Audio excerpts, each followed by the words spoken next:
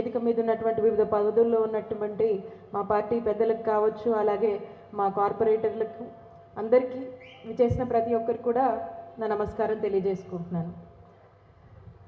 సమాజంలో ఆటో అన్న పేరెత్తగానే ఆటో అన్న అంటే అందరివాడు, ఆటో అన్న అంటే అందరి బాగోగులు కోరుకునేవాడు. అలాగే మనము ఆటో అనగానే ఆటో అన్నల మీద ఎంత నమ్మకం, ఎంత గౌరవం ఉంటుంది అని చెప్పడానికి చాలా ఉదాహరణలు తీసుకోవచ్చు.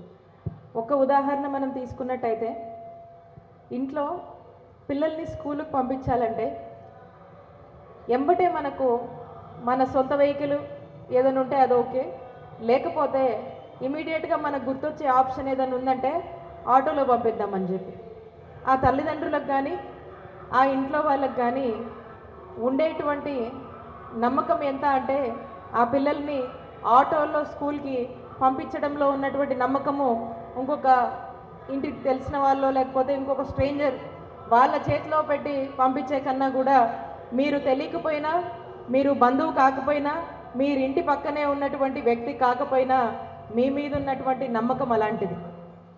అలానే ఏదైనా ఎవరికైనా ఒక జబ్బు చేసినా ఏదైనా అయితే వాళ్ళు హాస్పిటల్కి వెళ్ళాలి.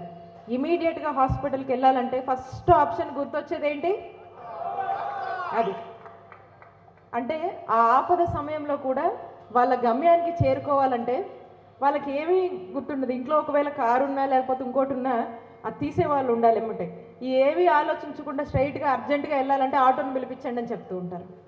అంటే మీరు సమాజంలో ప్రతి కుటుంబంలో మీరు ఎంత గౌరవం ఉంది, మీ మీద ఎంత నమ్మకం ఉంది అనే దానికి చిహ్నమే ఈ ఉదాహరణలు నేను చెప్తున్నాను. ఇలా చాలా, అండ్ ఎస్పెషలీ ఆడవాళ్ళకి, పిల్లల దగ్గర నుంచి కాలేజ్కి వెళ్ళే అమ్మాయిలు కావచ్చు, మేమైనా కావచ్చు, ఎవరైనా కావచ్చు, ఒక నమ్మకం.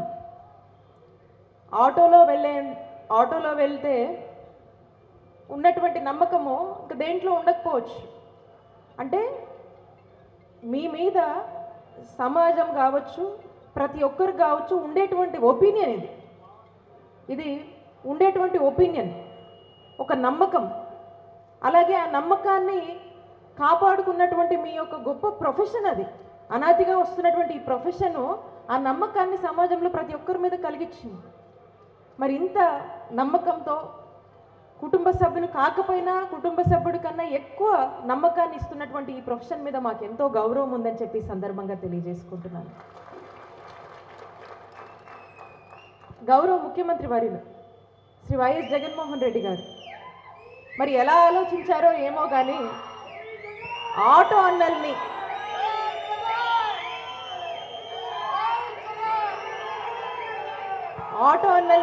హక్కున చేర్చుకొని ఏ విధంగా ఆటో అన్నల కష్టాల గురించి ఆలోచన చేసి వాళ్ళు పడే బాధల గురించి ముఖ్యమంత్రి గారికి అవగాహన ఉంది, మీ కష్టాల గురించి అవగాహన ఉంది, మీకు ఏం చేస్తే మంచో అని చెప్పి దాని మీద కూడా అవగాహన ఉండి మరి మన కోసము వాహన మిత్రాన్ని తీసుకొచ్చారు. 10,000 చొప్పున ఆటో అన్నలకు అండగా ఉందామని చెప్పి మరి ఏటా మరి ఈ 5 ఏళ్ల కాలంలో మనం చూసుకుంటే 50,000 చొప్పున మరి ఆటో అన్నలకు ఈ వాహన మిత్ర రూపంలో ఏటా 10,000 చొప్పున ఇస్తున్నటువంటి ఘనత మనసున్నటువంటి నాయకుడు ఇచ్చినటువంటి ప్రభుత్వం జగనన్న ప్రభుత్వం అని ప్రతి ఆటో అన్న కూడా గర్వంగా మాకు వాహన మిత్ర వచ్చింది, నేను వాహన మిత్ర లబ్ధిదారునని చెప్పుకునేటువంటి పరిస్థితి ఈరోజు మన ఆంధ్రప్రదేశ్ రాష్ట్రంలోనే చూస్తాం. మనం ఎక్కడ లేదు. అలాంటి ఒక గొప్ప ఆలోచన ఆటో అన్నల పక్షాన చేసినటువంటి గొప్ప నాయకుడు మన ముఖ్యమంత్రి గారు. అలానే మనం జీవితంలో ఏదన్నా ఒక స్థాయికి వెళ్ళి ఒక గుర్తింపు వస్తే జనరల్గా వాళ్ళకు ఎవరన్నా కూడా వాళ్ళ యొక్క సంతకము ఆటోగ్రఫీ మాదిరిగా అడుగుతూ ఉంటారు. ఒక స్థాయికి వెళ్ళి బాగా ఒక వెల్ నోటెడ్ అయ్యి ఒక ఇది వెళ్ళినప్పుడు వాళ్ళ ఆటోగ్రఫీ అడుగుతుంటారు. కానీ సమాజంలో మరి అందరి బాగు కోరుకునే వాళ్ళు, అందరికీ మొట్టమొదటిగా ఏ అవసరంలో అయినా గుర్తొచ్చే వాళ్ళు ఎవరైనా ఉంటే అది ఆటో అన్నలని చెప్పి సందర్భంగా తెలియజేస్తూ ఉన్నాను. అక్కడ ఆటోగ్రఫీ అందరూ కోరుకుంటే ఇక్కడ ఆటో అన్నలు, ఆటో సంబంధించినటువంటి డ్రైవర్లు మరి జీవితంలో ఎవరికైనా కూడా ఏ కష్ట సమయంలో కూడా వాళ్ళ గమ్యానికి చేర్చే విధంగా మీ అందరూ అండగా ఉంటారని గుర్తు చేస్తూ ఉన్నాను. ఇక ఆటో అన్నల గురించి, వాళ్ళు పడే కష్టాల గురించి రీసెంట్గా మన మురళి వచ్చి చెప్పాడు. కొంతమంది ఆటో అన్నలు వచ్చి నన్ను కలిశారు. ఇక్కడ వాళ్ళకు ఎదుర్కొన్నటువంటి కొన్ని సమస్యల గురించి చెప్పారు.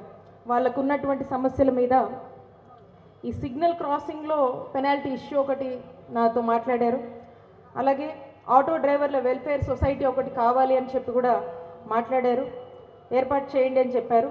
అలాగే కొన్ని ఏవో చిన్న చిన్న పోలీస్ ఇష్యూస్ కూడా మా దృష్టికి తీసుకొచ్చారు. దానికి సంబంధించి కొన్ని ఇష్యూస్ని ఇమీడియట్గా కూర్చొని ఆ కన్సర్న్డ్ ఆఫీసర్స్తో మాట్లాడడం జరిగింది. ఆ ఇష్యూస్ని మన గుంటూరులో ఆ ఇష్యూస్ ఏమున్నా కూడా కొంచెం చూసి సార్ట్అవుట్ చేయండి అని చెప్పడం జరిగింది. అండ్ పెండింగ్స్ ఏమైనా ఉంటే కూడా ఎలా చేద్దాం ఏంటి అనే దాని మీద కూడా ఒక డిస్కషన్ అనేది జరిగింది.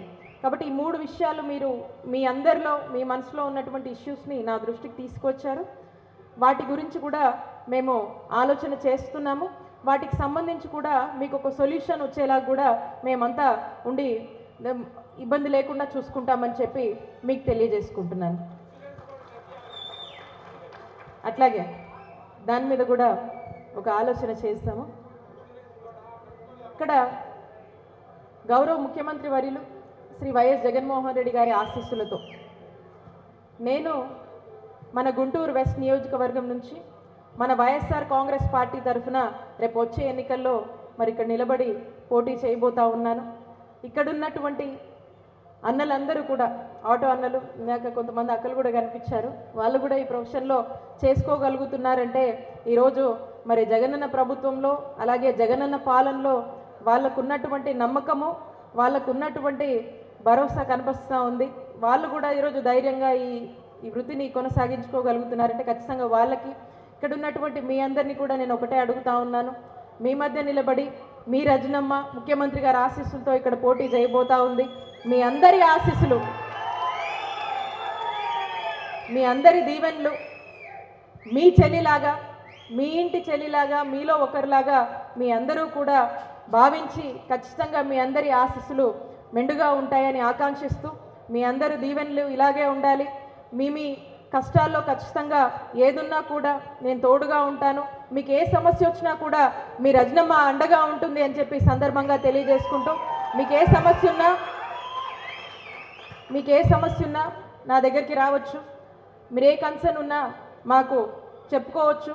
ఆ కన్సర్న్స్ని ఖచ్చితంగా అడ్రస్ చేసే దిశగా పనిచేద్దాము. మనమందరం కలిసి కట్టుగా మరి మన ముఖ్యమంత్రి గారు ఇంత మంచి చేసినటువంటి ముఖ్యమంత్రి గారి పాలనకు మనమంతగా మద్దతుగా ఉందాము.